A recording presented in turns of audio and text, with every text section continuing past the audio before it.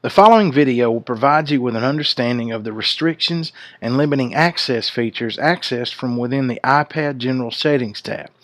By the end of this video, you should have a better understanding of what these features are and how they are used to better your iPad experience.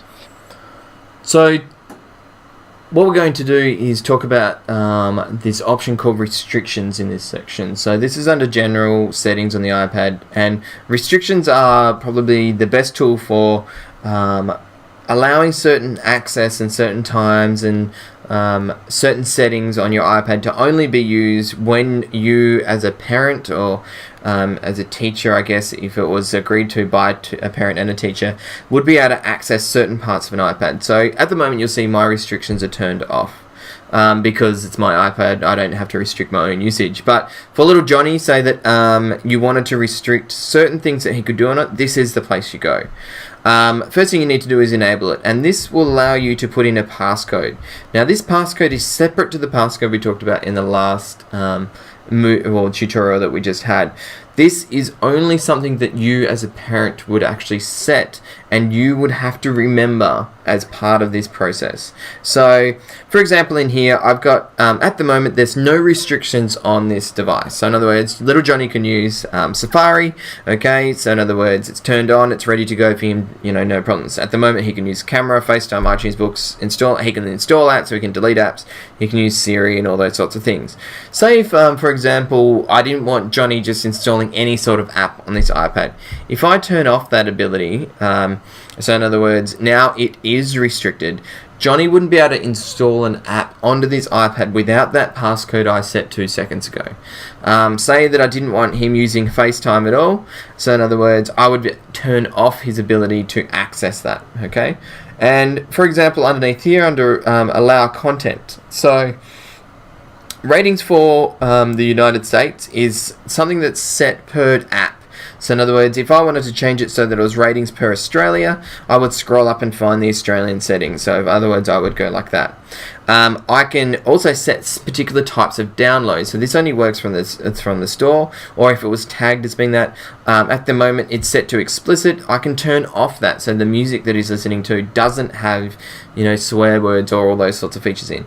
I can turn off the ability to, or turn on the ability to have certain ratings on movies. So in other words, if I only wanted him to have PG settings, I would then start to turn off all of these sorts of settings onto here. So you need to make sure that that's okay. TV shows would be the same, books would be the same, apps would be the same depending on what you did. In-app purchases, this relates to the ability, and I'll quickly tell you that, say within an app called Smurfs that students could buy little berries and it cost 10 cents a bucket or whatever else. Inside the app you used to be able to push go, buy them, and then parents would get a bill if they had their credit cards attached to it. It's called an in-app purchase. So in other words, it's already required. It will still need a password, but you can stop that from in here.